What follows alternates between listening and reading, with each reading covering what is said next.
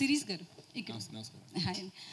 అయితే మీరు already premieres చేశారు, పబ్లిక్ నుంచి రెస్పాన్స్ చూసారు, అయినా టికెట్ ప్రైస్ ఎందుకు తగ్గించారు?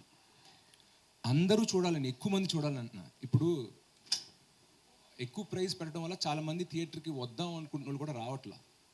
వాళ్ళకి నచ్చిన సినిమా, నేను అన్నట్టు వాళ్ళకి నచ్చిన సినిమాలు ముందు వాళ్ళు సాంగ్స్ని, ట్రైలర్ని వాట్సాప్లో స్టోరీస్ కింద పెట్టిన వాళ్ళే సినిమాకి వెళ్ళలేదు. ఎందుకంటే దర్ సెయింగ్ ఇట్స్ 370, 380 ఇలా చెప్తున్నారు హైదరాబాద్లో కొన్నిసార్లు tickets. It's not affordable.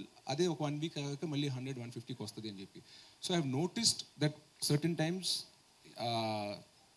Audience కొందరు ఆగిపోతున్నారు థియేటర్ నుంచి రాకుండా. సో అలా కాకుండా మనం కొంచెం కంట్రోల్ ప్రైజింగ్, పిల్లలతో సహా చూడాలని రేట్లు తగ్గించడం చాలా మంచి నిర్ణయం సార్. సో పిల్లలతో చూడదట్టుగా క్లీన్గా ఉంటుంది సినిమా. 100% సార్. యూఏ వచ్చింది, అది కూడా ఎందుకంటే ఏమి బూత్ డబుల్ మీనింగ్ ఏమీ లేవు. చిన్న యాక్షన్ సీక్వెన్సెస్ లేదో ఆపరేషన్ సీన్ చూపించాలి కాబట్టి అది పెట్టారు అంతే. అది కూడా బ్లర్ చేసాం. పిల్లలతో పేరెంట్స్, నేను మా ఇంట్లో పిల్లలతోనే సినిమా చూద్దాం అనుకున్నాను. బట్ మేము చూసుకుని అన్ని క్లీన్గా ఉన్నాయి అనుకుని చేసామండి. ఇప్పుడు మీ ఫ్రెండ్స్ అంటే ఇంచుమించు మీ సర్కిల్ వాళ్ళే ఉంటారు. అలానే లేదండి, అన్ని సర్కిల్లో ఫ్రెండ్స్ ఉన్నారు. ఫ్రెండ్స్ని అలా ఎంచుకోలేము, మన సర్కిల్లోనే మన వాళ్ళే అనుకోలేము. ఎందుకంటే మా స్టాఫ్ ఉన్నారు. వాళ్ళే సినిమాని ఎఫర్ట్ చేయలేకపోతుంటే ఈ రోజుల్లో ఇంకా కామన్ మ్యాన్ ఏం ఎఫెక్ట్ అవుతాడు అంటే ఇప్పుడు నా ఫర్ ఎగ్జాంపుల్ నా ఫిజియోథెరపిస్ట్, నా హెయిర్ స్టైలిస్ట్, వీళ్ళు కూడా నేను ఫ్రెండ్స్ కిందే భావిస్తా. సో అందరూ వర్కింగ్ క్లాస్ అంటున్నారు. సో నేను చెప్పింది నా సర్కిలే కాదు. సో బట్ మీరు ఈ విషయాన్ని సార్, ఇండస్ట్రీ పెద్ద మీ ఫాదర్, అవును ఆయన తలుచుకుంటే ఇండస్ట్రీలో ఒక డెసిషన్ తీసుకోవచ్చు, తీసుకునే చేయగలరు.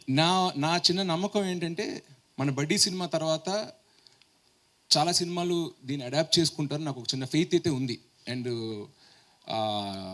టికెట్ ప్రైజ్ పెంచేసి ఒక సినిమా లవర్ని ఎక్కువ డబ్బులు సంపాదించేదానికన్నా ఎక్కువ మందిని థియేటర్ తీసుకొచ్చి ఇంకా ఎక్కువ సంపాదించవచ్చు అని నా నమ్మకం. సో నా పర్సనల్ బిలీఫ్, ఈ ఎక్స్పెరిమెంట్ అదే ఈ అటెంప్ట్ మనం అనుకున్నట్టు సక్సెస్ అయితే ఖచ్చితంగా మిగతా ప్రొడ్యూసర్స్, మిగతా డైరెక్టర్స్ వాళ్ళందరూ కూడా, డిస్ట్రిబ్యూటర్స్ కూడా ఇది ఫాలో అవుతారు అనుకుంటున్నానండి. సో మీ ఒక బ్రదరు సినిమా ప్రొడక్షను, డిస్ట్రిబ్యూషను, థియేటర్స్లో బిజీ ఉన్నారు. ఇంకో బ్రదర్ చెప్పక్కర్లేదు, ఆయన పాన్ ఇండియా స్టార్ అయిపోయారు. బట్ మీరు మాత్రం చాలా రేర్గా సినిమాలు చేస్తున్నారు, రేర్గా ఇండస్ట్రీకి దూరంగా ఉంటున్నారు. ఈ మధ్య ఎక్కువ బొంబేలో కూడా ఉంటున్నారు వింటున్నారు. అసలు మీ గోల్ ఏంటి అసలు? యాక్చువల్గా మీరు ఏమని అంటే ఓన్లీ ఇందులోనే ఇలా వెళ్దాం అనుకుంటున్నారా, లేకపోతే మీ ఫ్యామిలీకి ఉన్న రకరకాల బిజినెస్లు ఉన్నాయి, స్టూడియో ఉంది, ఇంకేవో చాలా ఉన్నాయి, వాటిలోకి ఏమైనా ఎంటర్ అవుదాం అనుకుంటున్నారా? ప్లాన్స్ ఉన్నాయి సార్. మనం ఒక ఎక్స్క్లూజివ్ ఇంటర్వ్యూ చేద్దాం, దాంట్లో చెప్తాను. ఎందుకంటే కొన్ని నాకు విషయాలు సెంటిమెంట్గా కొన్ని ఏమైనా చెప్తుంటే అది జరగట్లేదు. సో అన్నీ అయిపోయాక చెప్తాను.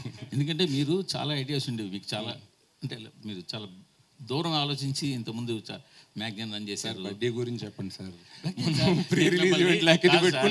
కాదు, నేను మిమ్మల్ని పవన్ కళ్యాణ్ గురించి అడగలేదు, మాకేంటంటే సినిమా 2 రోజులు రిలీజ్ ఉంది, సినిమా ప్రమోట్ చేసుకుందామని వస్తుంటే మీరు నా ప్రమోషన్ చేస్తున్నారు. నా ప్రమోషన్ ప్యూర్గా మీ గురించే అడుగుతున్నాను నేను, ఇంకేం అడగల. అదే సార్, నా గురించి వద్దు, సినిమా గురించి అడగండి అంట.